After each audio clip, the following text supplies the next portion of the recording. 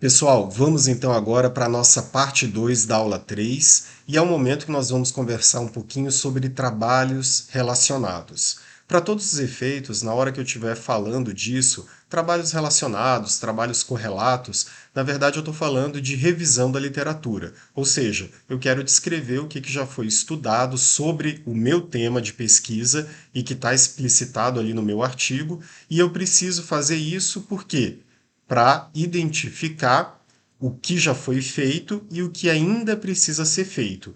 E por outros motivos também que eu vou discutir ao longo dessa aula. Beleza?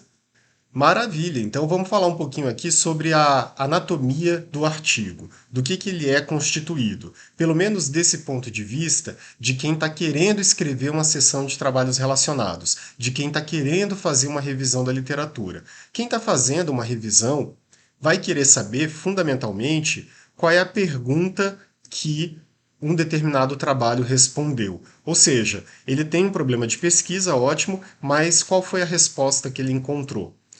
Uma outra questão de quem faz uma revisão é saber como a resposta foi encontrada, ou seja, o método da pesquisa. Finalmente, quem está fazendo uma revisão vai estar interessado em saber o que falta responder, ou seja, quais foram as limitações, eventuais erros até do estudo, quais trabalhos futuros ele está propondo. Então a gente vai querer encontrar a resposta, o jeito que a resposta foi encontrada e o que ainda está em aberto, a partir daquele trabalho. Nessa perspectiva, o que a gente está buscando ao ler um trabalho, fundamentalmente, é um problema de pesquisa que possa ser nosso. Ou seja, alguma coisa que ainda não foi feita na literatura.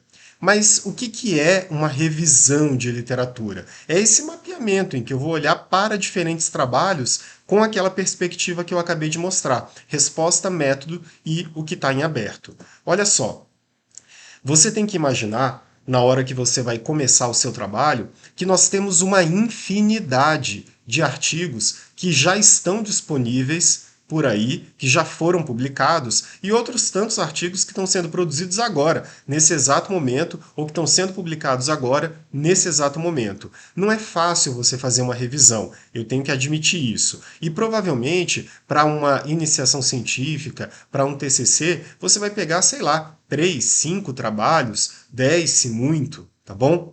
Mas se você fosse fazer uma revisão, um estudo de revisão propriamente, ou seja, se o seu trabalho fosse uma revisão, provavelmente você teria que olhar para muitos outros textos a ponto de realmente ter essa visão ampla do que já foi produzido numa determinada área. Eu queria que você imaginasse, dentro desse diagrama que eu coloquei, que eu posso aqui ler um trabalho só.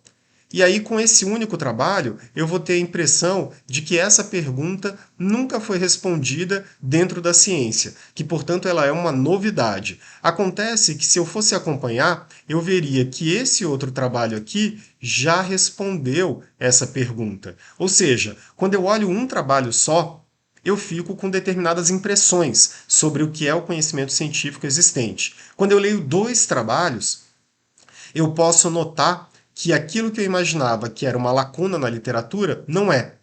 E aí, acompanhando esse segundo trabalho, eu poderia supor que a lacuna na literatura é essa daqui. Só que veja, um outro trabalho já respondeu. Ele deixou uma lacuna na literatura, só que lendo mais um trabalho, eu vi que essa lacuna também foi sanada.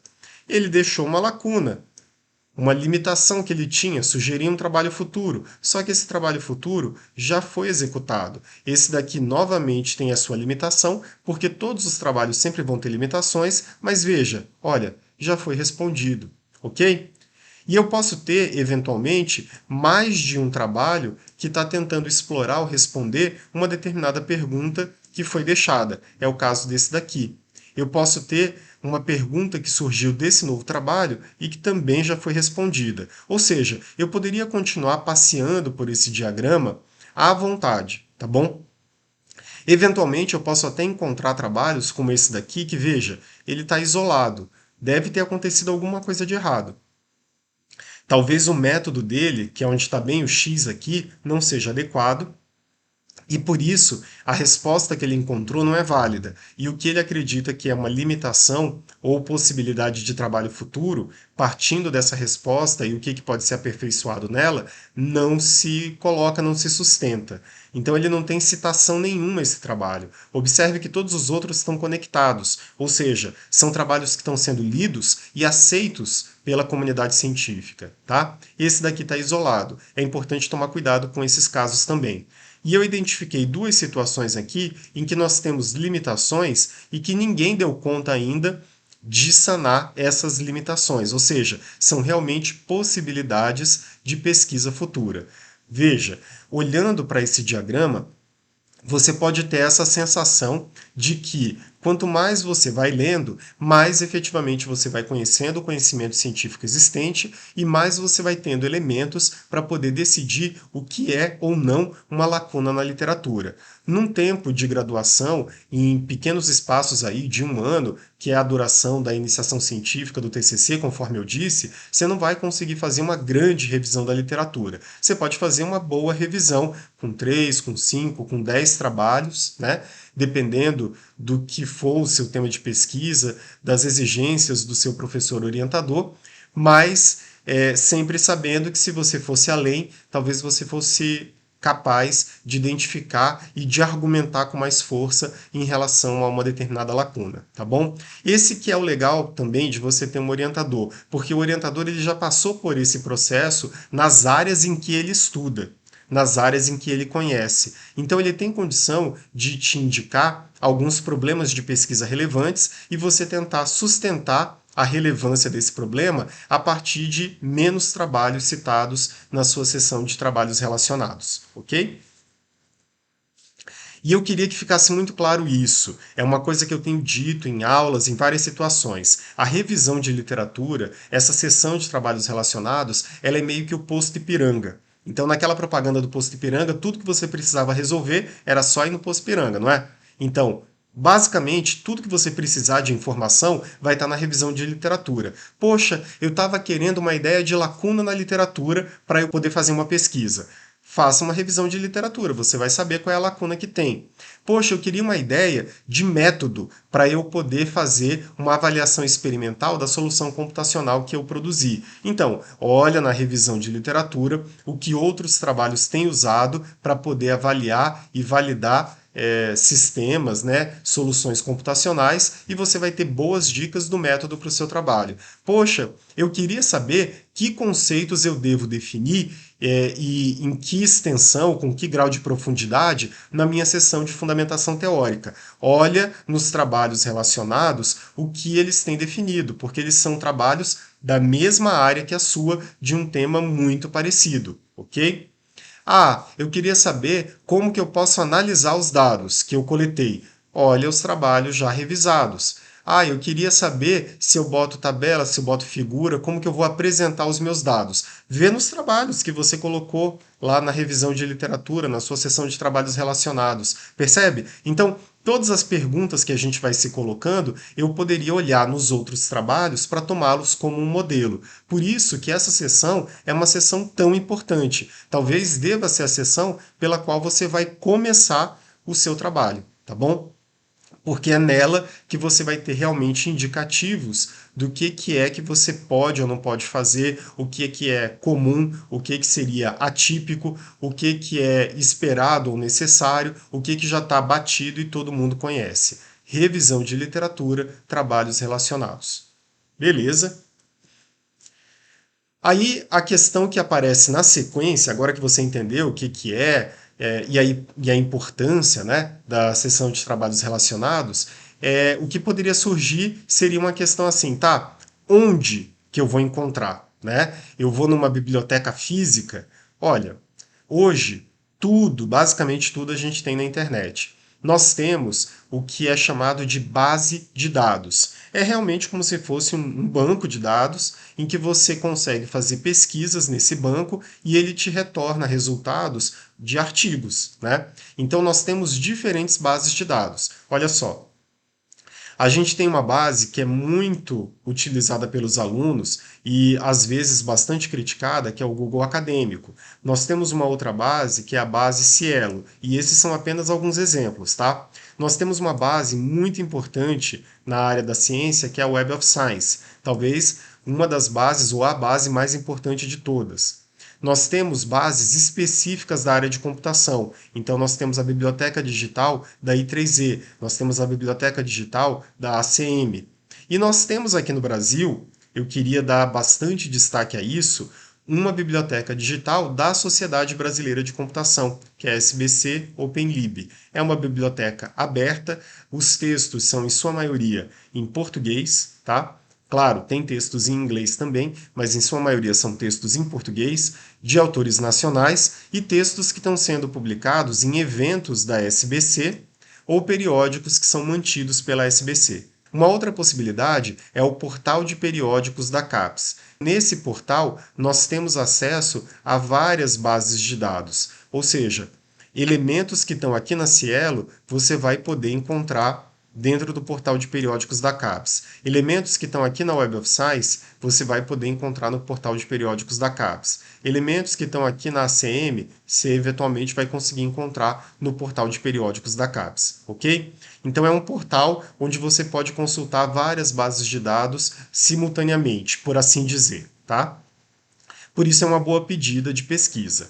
Agora pensa comigo, quanto mais ampla for a base, maiores as chances de que você tenha artigos que não sejam relacionados ao seu estudo ou que não sejam tão bons. Como assim? É que pensa, as pessoas estão publicando artigo todos os dias, certo? Quais são os critérios para um artigo aparecer no banco de dados da Web of Science, por exemplo? Quais são os critérios para aparecer no Google Acadêmico? Deve ter um algoritmo ali de busca, né? Ou então trabalhos que já estão armazenados no banco de dados e que são capturados a partir dos termos que você coloca lá no campo de pesquisa, certo? E o que acontece? A Web of Science, ela estabelece, assim como a Cielo, critérios para um determinado periódico, uma revista científica, poder ser indexado ou não dentro dessa base. Ah, a revista científica tem que ter tantos anos de existência, tem que ter tantos artigos publicados. A revista científica tem que ter avaliação cega por pares. Ou seja, ela precisa cumprir uma série de aspectos para que a Web of Science diga: ah, você é boa o suficiente para ser indexada por nós. E aí, a partir do momento que isso acontece, os artigos que vão sendo publicados naquela revista são possíveis de serem encontrados pela Web of Science, ok? Quanto mais altos os critérios, em tese, melhores são os artigos que a gente vai conseguir recuperar. Se eu faço, portanto, uma pesquisa na Web of Science, em tese, a maioria dos artigos que eu vou recuperar são bons. Se eu pego, por exemplo, o portal de periódicos da CAPES, que ele está se comunicando com várias bases de dados, eu já tenho um risco maior de a Cielo, por exemplo, ser um pouquinho mais condescendente, não pegar assim tão pesado nos critérios e eventualmente passar alguns trabalhos que não são tão bons. O Google, que praticamente não estabelece muitos critérios para poder indexar periódicos e encontra aqui desde livros, trabalhos apresentados em conferência, até os artigos propriamente ditos, né? Ele acaba sendo uma base muito aberta. E você vai ter que saber filtrar o que é ou não da sua área, o que é ou não relevante. Então as pessoas às vezes criticam o Google porque ele tem critérios que são assim muito flexíveis e aparece de tudo como retorno da sua busca, ok? Mas não é que seja uma opção proibida. A minha sugestão para você é, a partir de agora, primeiro passo na hora que você quiser estudar alguma coisa, utiliza a SBC OpenLib. Estou colocando aqui para você o endereço dela, mas dá para pesquisar no Google, tranquilo. Estou sugerindo que você marque anais de eventos e periódicos e que você deixe desmarcado livros e relatórios, tá bom? Porque aí realmente você vai fazer uma seleção daqueles trabalhos que estão mesmo em formato de artigo. E aí você pode pesquisar em qualquer lugar, no título, no resumo, pode pesquisar por autores, palavras-chave.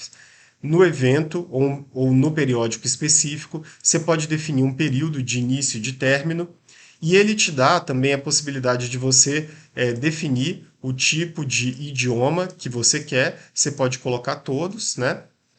e também te dá algumas dicas de pesquisa. Ou seja, você pode utilizar o operador OR para você verificar uma palavra ou outra. Você pode colocar palavras entre parênteses para fazer consultas mais complexas. É jornal ou conferência, e aí ele tem que trazer um desses dois resultados e ele não pode trazer nada relacionado a teses. Ou seja, é uma base de dados aqui que tem critérios de pesquisa bem específicos e objetivos, então não é muito difícil de entender essas instruções e que te dá acesso a trabalhos que muito provavelmente vão ser trabalhos que você vai poder aceitar, que você vai poder ler, porque eles são da área de computação. Ao passo que quando você pesquisa num portal de periódicos da CAPES ou na Cielo, podem aparecer resultados que não são da área de computação, ainda que você esteja usando um termo técnico da área, tá bom? Porque todas as áreas estão contempladas aqui. Vai que tem um termo na computação que é o mesmo da engenharia,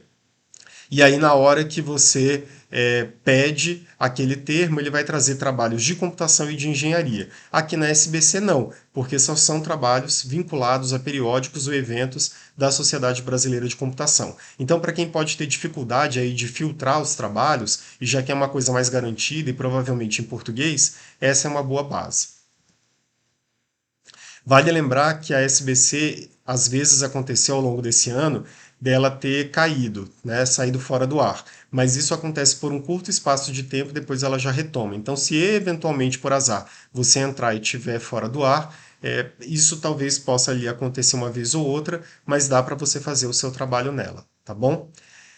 Uma outra questão é, beleza, eu sei a fonte de pesquisa, mas qual é o documento que eu devo dar prioridade? Tem capítulo de livro, tem o livro completo, tem o trabalho apresentado em evento, tem trabalho apresentado em evento que é banner, tem comunicação oral, tem resumo, tem trabalho completo, tem o artigo propriamente dito, é muito documento científico. Tem a monografia, tem a dissertação, tem a tese, afinal de contas, eu devo ler tudo? É tudo igual? É tudo a mesma coisa?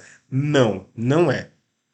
Existem documentos científicos que têm mais credibilidade que outros. E como você quer no seu artigo dar suporte aos seus argumentos, fortalecê-los, você deveria usar a melhor referência disponível. Então você tem que usar o documento científico com a maior credibilidade possível. Eu tenho, como uma primeira opção, livros e capítulos de livro. Normalmente, as informações aqui são mais completas, porque a pessoa está tentando, ao escrever o capítulo e o livro, né, como um todo, ensinar alguém um conjunto de informações, um conjunto de ideias.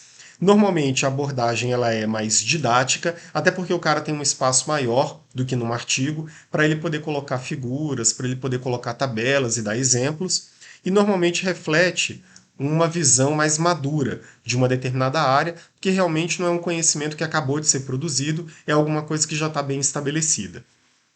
Agora, ele tende a ser menos recente, né? Então você vai ver um livro que às vezes é de 5 anos atrás, 6 anos, 10 anos atrás, tá bom?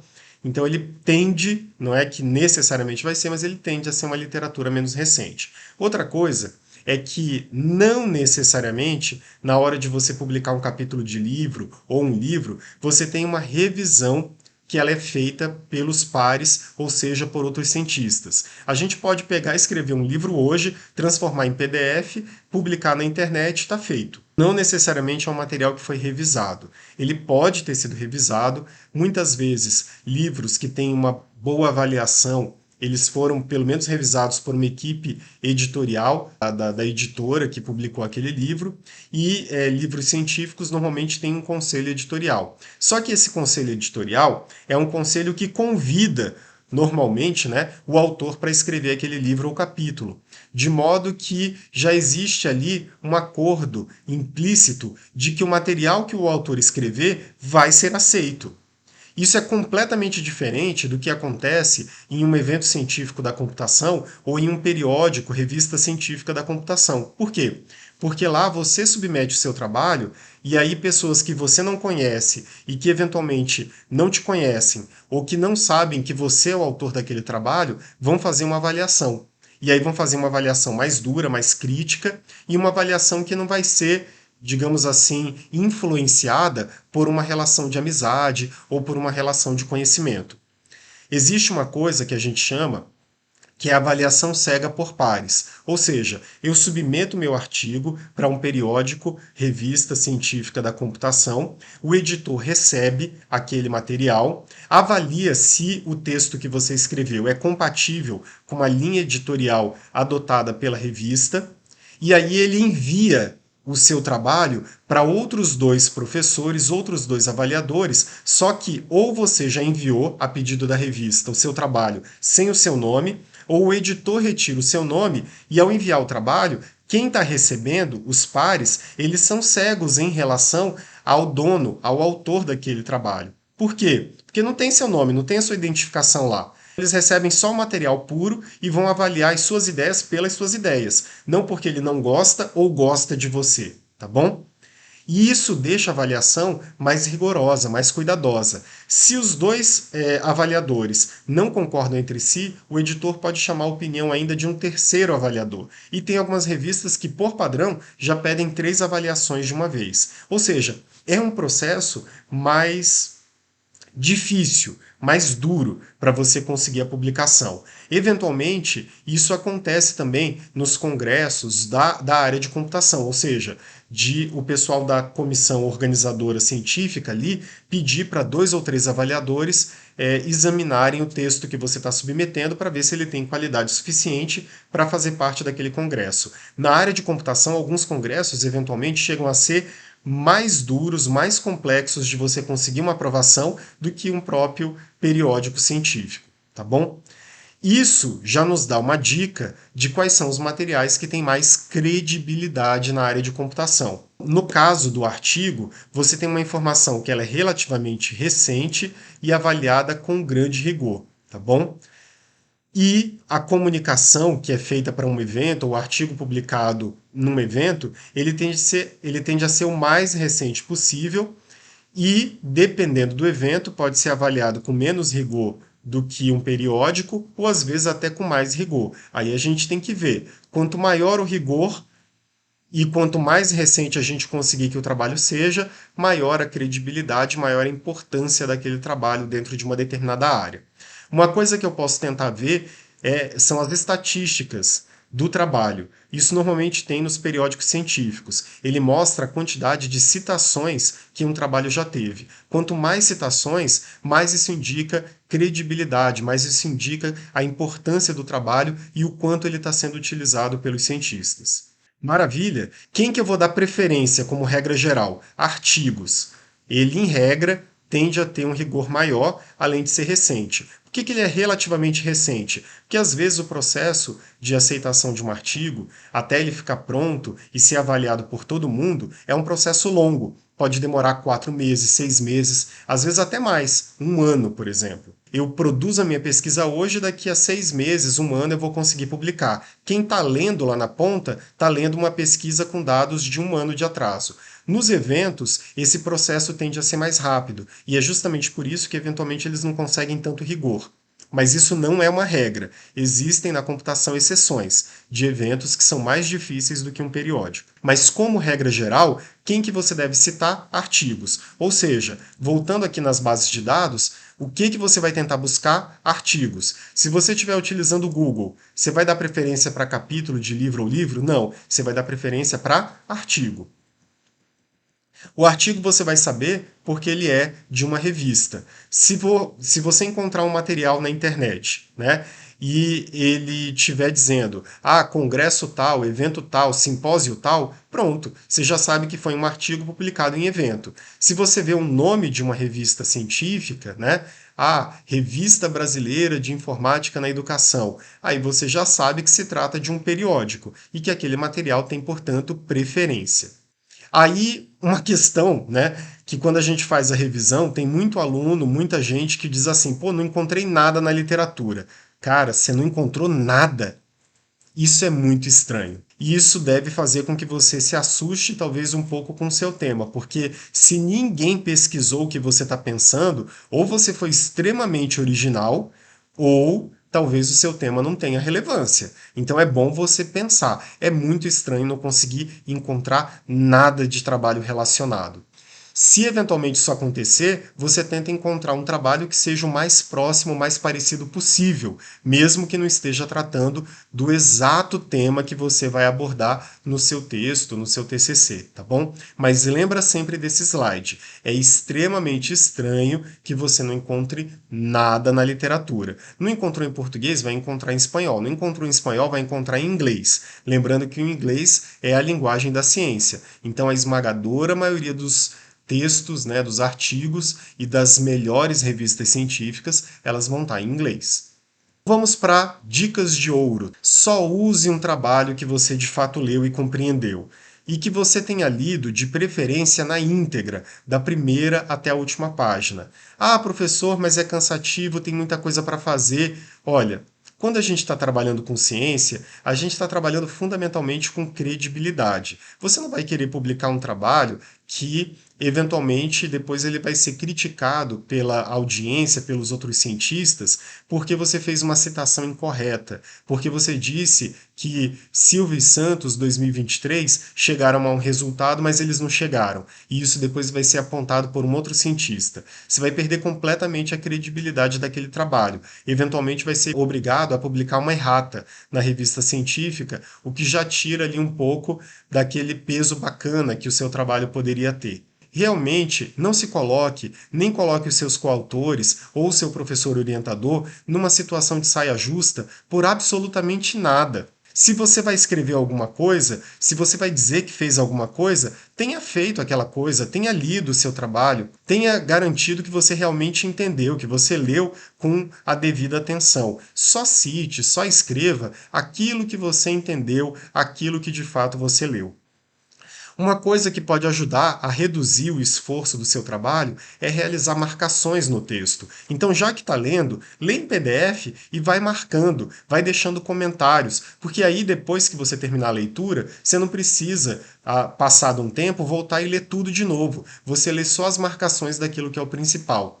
De preferência, também, além das marcações, faça fichamentos. Ou seja, o que eu estou falando de marcação é talvez você estabelecer mesmo um sistema de códigos. Tudo que for em amarelo é fundamentação teórica, tudo que for em verde é revisão da literatura, motivação ou justificativa para o trabalho. Tudo que for em azul é problema de pesquisa, o que tiver em roxo é método, resultados eu vou colocar como laranja e discussão eu vou colocar como vermelho. Provavelmente você vai precisar focar em problema, em detalhes de método, nas conclusões aqui que podem aparecer ali na discussão e na sessão de conclusão, efetivamente, você vai precisar de um ou outro conceito e de aspectos da revisão de literatura que falam da lacuna que existe no conhecimento e que dão base, portanto, para o problema de pesquisa. Aqui não é um texto completo marcado, são só alguns trechos que eu dei print para mostrar como é que você poderia fazer uma marcação. Se você conseguir fazer menos marcação do que eu, é até melhor, porque aí você já vai direto naqueles pontos que são os essenciais para o seu trabalho, tá bom? Outra coisa é o fichamento. Então eu coloquei aqui um exemplo e deixei no Moodle também um modelo, né, de fichamento, mas coloquei aqui um exemplo do que você poderia fazer. Você pode deixar uma tabela e colocar numa coluna a referência completa, que isso já vai facilitar a sua vida. Você pode descrever o problema de pesquisa no formato de objetivo ou de uma pergunta. Você pode descrever o método no sentido de falar um pouquinho, com pouquíssimas palavras, da solução computacional e de como ela foi testada, ou, dependendo do que for a pesquisa, uma revisão de literatura. Quais foram as fontes de busca, os descritores, que são os elementos aí metodológicos no estudo dessa natureza, quais foram as respostas encontradas para o problema de pesquisa, e aí você pode ter uma última coluna para você falar de limitações ou, na qualidade de pesquisador, de estudante, fazer alguma observação pertinente que você tenha encontrado sobre o estudo e que possa te ajudar na hora que você for escrever sobre esse trabalho, tá bom? Essa que é a ideia básica.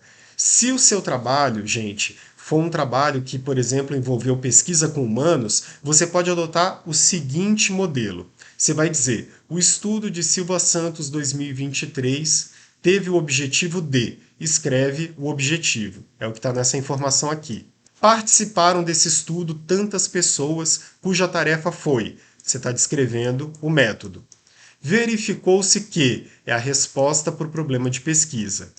Algumas questões que ficaram em aberto são as limitações do trabalho. Esse modelinho que eu acabei de dar e que reflete esse fichamento é uma forma de você resumir os principais dados daquele estudo e do jeito que eu acabei de falar, já é uma forma de você transpor isso para a sua seção de trabalhos relacionados.